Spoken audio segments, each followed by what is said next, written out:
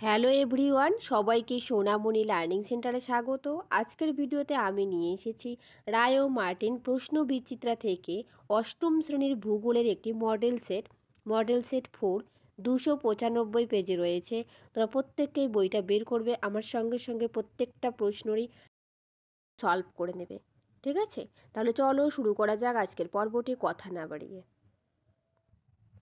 দেখো, একের দাগে বলেছে সঠিক উত্তরটি নির্বাচন করে লেখো।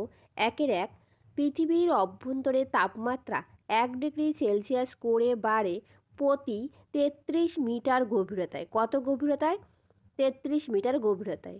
পরের প্রশ্ন দুইয়ের দাগ, শিয়াল কোন শিলা দ্বারা গঠিত? শিয়াল সঠিক উত্তরটি হবে অপশন এ, গ্রানাইট শিলা দ্বারা গঠিত। পরের প্রশ্ন তিনের দাগ, গুরুমণ্ডল ও কেন্দ্রমণ্ডলের মাঝে আছে। সঠিক উত্তরটি হবে অপশন বি, গুটেনবার্গ বিযুক্তি রেখা। পরের প্রশ্ন চারের দাগ, মহাসাগরীয় ভূত্বক গঠিত হয়। সঠিক উত্তরটি হবে অপশন বি, ব্যাসাল্ট। মহাসাগরীয় ভূত্বক ব্যাসাল্ট শিলা দ্বারা গঠিত হয়, আর মহাদেশীয় ভূত্বক গ্রানাইট শিলা দ্বারা গঠিত হয়। মহাসাগরীয় ভূত্বক বলতে সীমাকে বোঝানো হয়, আর মহাদেশীয় ভূত্বক বলতে শিয়ালকে বোঝানো হয়। একটু মনে রাখার চেষ্টা করবে। চলো পরের প্রশ্ন পাঁচের দাগ, পৃথিবীর ব্যাসার্ধ হল। সঠিক উত্তরটি হবে অপশন এ, 6370 কিলোমিটার। তাহলে পৃথিবীর ব্যাসার্ধ কত? 6370 কিলোমিটার। পরের প্রশ্ন ছয়ের দাগ, ক্রোফেসীমা ও নিফেসীমা স্তর দুটি পৃথক আছে। সঠিক উত্তরটি হবে অপশন সি, রেপিতি বিযুক্তি রেখা। এর সঙ্গে কয়েকটা বলে দেই, মনে রাখবে। গুরুমণ্ডল কেন্দ্রমণ্ডলের মাঝে রয়েছে গুটেনবার্গ বিযুক্তি রেখা, একটু আগে পড়লাম। শিয়াল ও সীমার মধ্যে রয়েছে কনরাড বিযুক্তি রেখা। ভূত্বক এবং গুরুমণ্ডলের মধ্যে রয়েছে মোহর ও ভিসিক বিযুক্তি রেখা। এগুলো মনে রাখবে, ঠিক আছে? চলো পরের প্রশ্ন দুইয়ের এ, শূন্যস্থান পূরণ করো। এক, ভারত শ্রীলঙ্কা থেকে বিচ্ছিন্ন হয়েছে ড্যাশ প্রণালী দ্বারা। সঠিক উত্তর হবে পক প্রণালী দ্বারা। পরের প্রশ্ন দুইয়ের দাগ, ড্যাশ মায়ানমারের প্রধান ভাষা। মায়ানমারের প্রধান ভাষা হলো বর্মী। পরের প্রশ্ন বি, নিচের প্রশ্নগুলির অতি সংক্ষিপ্ত উত্তর দাও।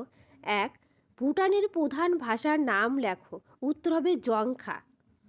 দ্বিতীয় প্রশ্ন 2 নম্বর, ইয়াঙ্গন শহরটি আমাদের কোন প্রতিবেশী দেশে অবস্থিত? সঠিক উত্তরটি হবে মায়ানমার। মায়ানমারে অবস্থিত ইয়াঙ্গন। দেখো পরের প্রশ্ন 3-এর, নিচের প্রশ্নগুলি সংক্ষেপে উত্তর দাও, যে কোনো দুটি, 2 নম্বর করে থাকবে। এক বলছে পাকিস্তানের জলসেচ ব্যবস্থার সংক্ষিপ্ত বিবরণ দাও।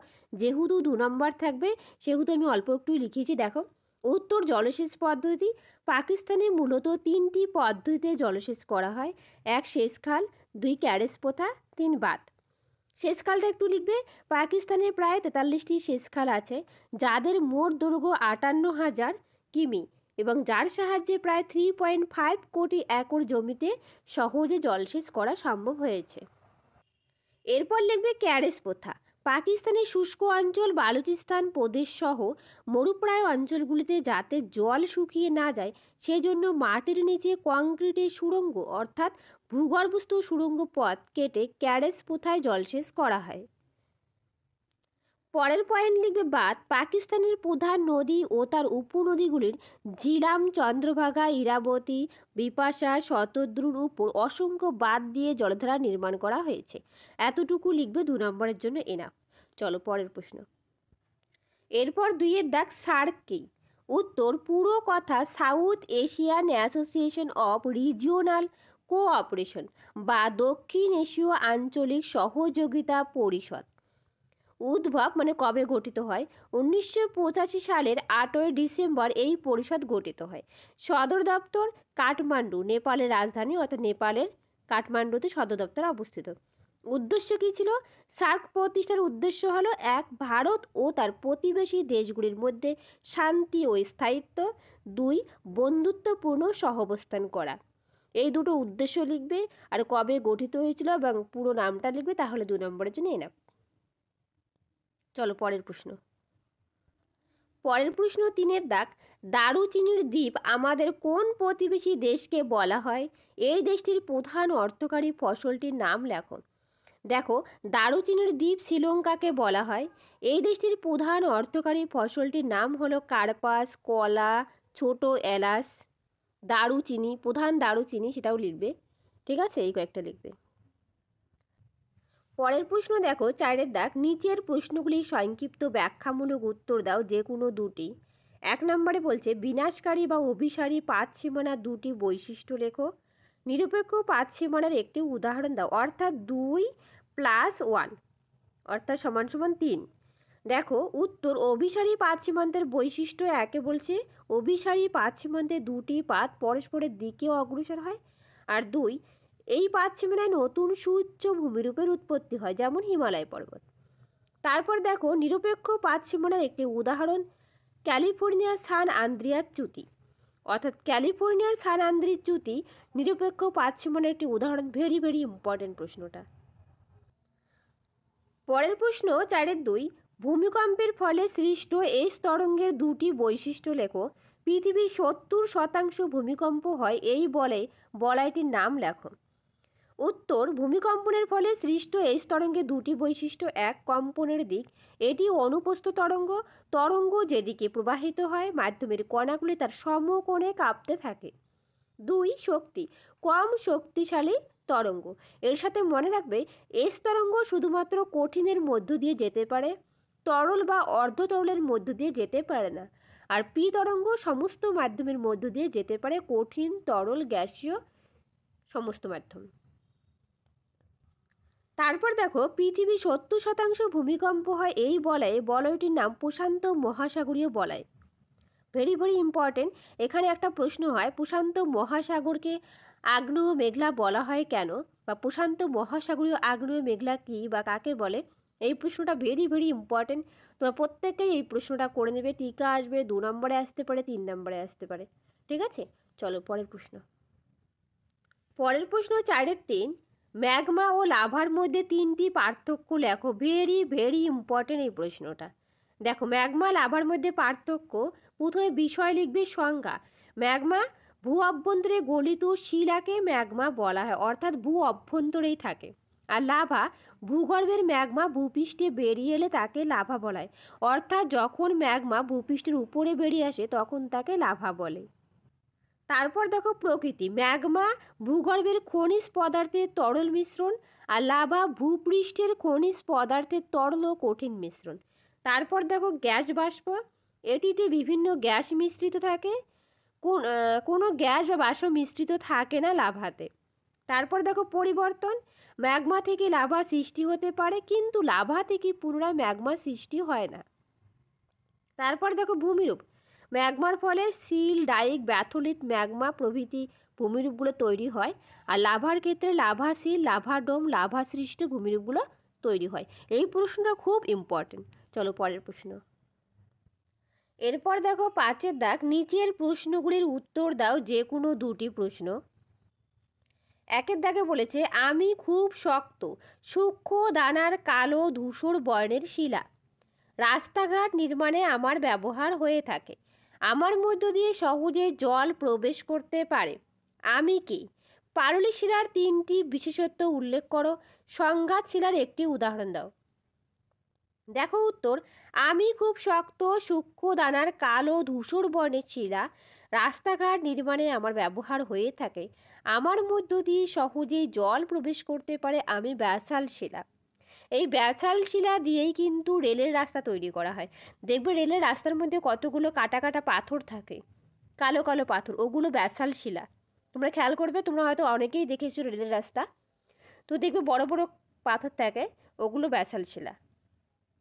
দেখো তারপরে বলছিল পাললিক শিলার বিশেষত্ব। তো বিশেষত্ব 1 নম্বর পয়েন্ট করেছি, স্তরে স্তরে পলি জমে গঠিত হয় বলে পাললিক শিলার অপর নাম স্তরীভূত শিলা। তারপরের পয়েন্ট স্তরায়ন, একটি স্তর আরেকটি স্তর থেকে যে তল দ্বারা আলাদা থাকে তাকে স্তরায়ন তল বলে। তারপরের পয়েন্ট করেছি জীবাশ্মের উপস্থিতি। তোমরাও পয়েন্ট করে করে লিখবে। একমাত্র পাললিক শিলাস্তরের মধ্যেই জীবাশ্ম থাকে। এটা শর্ট কোশ্চেনে আসতে পারে যে কোন শিলার মধ্যে জীবাশ্ম দেখা যায়, সেটা উত্তর হবে পাললিক শিলা। তারপর বলেছিল যে সংঘাত শিলার একটি উদাহরণ দাও। সংঘাত শিলার একটি উদাহরণ হচ্ছে বেলে পাথর। তাহলে সংঘাত শিলার উদাহরণ বেলে পাথর। চলো পরের প্রশ্ন। এরপর দেখো 5-2, গ্রানাইট শিলার রূপান্তরিত রূপটির নাম লেখো। আগ্নেয় শিলার 3টি বিশেষত্ব লেখো। জিপসামের একটি ব্যবহার লেখো। উত্তর, গ্রানাইট শিলার রূপান্তরিত রূপের নাম হলো নিজ শিলা, অর্থাৎ গ্রানাইট শিলা রূপান্তরিত হয় নিজ শিলায়। আগ্নেয় শিলার বৈশিষ্ট্য বলেছে 1 নম্বর প্রাথমিক শিলা। পৃথিবীতে প্রথম সৃষ্টি হয়েছে বলে আগ্নেয় শিলাকে প্রাথমিক শিলা বলা হয়। 2 নম্বর পয়েন্ট করবে কেলাসযুক্ত। এই শিলা কেলাসিত ও স্ফটিকযুক্ত। 3 নম্বর পয়েন্ট করবে রাসায়নিক ধর্ম। এই শিলা আম্লিক ও ক্ষারীয় উভয় প্রকৃতির হয়ে থাকে। তাহলে আগ্নেয় শিলার বৈশিষ্ট্য গেল বা বিশেষত্ব বৈশিষ্ট্য একই জিনিস, ঠিক আছে। তারপর দেখো জিপসামের একটি ব্যবহার লেখো। দেখো উত্তর, জিপসামের একটি ব্যবহার, জিপসাম মাটির সংশোধন হিসেবে কাজ করে। এটি মাটির ক্যালসিয়াম ও সালফারের ঘাটতি পূরণ করে। চলো পরের প্রশ্ন। পরের প্রশ্ন 5-3, শিলা কি? যে কোনো এক প্রকার শিলা সম্পর্কে বিশদে বর্ণনা করো। উত্তর, খনিজ হলো এক বা একাধিক অজৈব মৌলিক পদার্থের যৌগ, এক বা একাধিক খনিজের সমসত্ব অসমসত্ব মিশ্রণ, যা দিয়ে পৃথিবীর উপরের শক্ত আবরণ ভূত্বক গঠিত হয়, তাদের একত্রে শিলা বলে। তারপর বলছে কি, উদাহরণ দেখো দিয়েছি, গ্রানাইট শিলা কোয়ার্টজ, ফেলসপার, মাইকা, হর্নবেল খনিজ দ্বারা গঠিত। দেখো এখানে বলছি এক প্রকার শিলা সম্পর্কে বিশদে আলোচনা করো। আমি আগ্নেয় শিলা সম্পর্কে আলোচনা করব। আগ্নেয় শিলা উত্তপ্ত তরল অবস্থা থেকে তাপ বিকিরণ করে শীতল ও কঠিন হওয়ার সময় ভূপৃষ্ঠে যে শিলার সৃষ্টি হয় তাকে আগ্নেয় শিলা বলে। দেখো আগ্নেয় শিলার বৈশিষ্ট্য, প্রাথমিক শিলা। পৃথিবীতে প্রথম সৃষ্টি হয়েছে বলে আগ্নেয় শিলাকে প্রাথমিক শিলা বলে। 2, কেলাসযুক্ত। এই শিলা কেলাসিত স্ফটিকযুক্ত। 3, রাসায়নিক ধর্ম। এই শিলা আম্লিক ক্ষারকীয় উভয় প্রকৃতির হয়ে থাকে। তারপর দেখো আগ্নেয় শিলার 2টি ভাগ, একটা উদ্বেদী আগ্নেয় শিলা, একটা নিঃসারী আগ্নেয় শিলা। কি কি ভাগ বললাম? উদ্বেদী আগ্নেয় শিলা এবং নিঃসারী আগ্নেয় শিলা। উদ্বেদী শিলা, ভূগর্ভের উত্তপ্ত গলিত ম্যাগমা অনেক সময় ভূপৃষ্ঠের বাইরে বেরিয়ে আসতে পারে না, ফলে ভূত্বকের ফাটলের মধ্যে বহু বছর ধরে ধীরে ধীরে শীতল ও কঠিন হয়ে যে শিলার সৃষ্টি করে তাকে উদ্বেদী শিলা বলে। তোমরাও খুব সুন্দর করে লিখবে। তার সাথে বলে রাখি, তোমরা যা নতুন প্লিজ চ্যানেলটি সাবস্ক্রাইব করে পাশে থাকবে, পাশে থাকার বেল আইকনটি ক্লিক করে রাখবে। আর যদি তোমাদের ভিডিওটা ভালো লেগে থাকে একটা লাইক, শেয়ার অ্যান্ড কমেন্ট করবে। এরপর দেখো নিঃসারী শিলা। ভূগর্ভে উত্তপ্ত গলিত ম্যাগমা ভূপৃষ্ঠের বাইরে বেরিয়ে এসে শীতল ও কঠিন হয়ে যে শিলা সৃষ্টি করে তাকে নিঃসারী শিলা বলে। তাহলে আমরা আগ্নেয় শিলা আলোচনা করলাম, আগ্নেয় শিলা 2টো ভাগ করলাম, উদ্বেদী শিলা, নিঃসারী শিলা। এগুলোর আবার ভাগ রয়েছে, বাট অত ডিটেলস যেতে হবে না। আমি যতটুকু করালাম তোমরা এতটুকু লিখবে, ফুল মার্কস পাবে, ঠিক আছে। চলো তাহলে আজ রাখছি, দেখা হবে নতুন আরেকটা ভিডিওতে। যদি তোমাদের ভিডিওটা ভালো লেগে থাকে একটা লাইক, শেয়ার অ্যান্ড কমেন্ট করবে। Thank you everyone.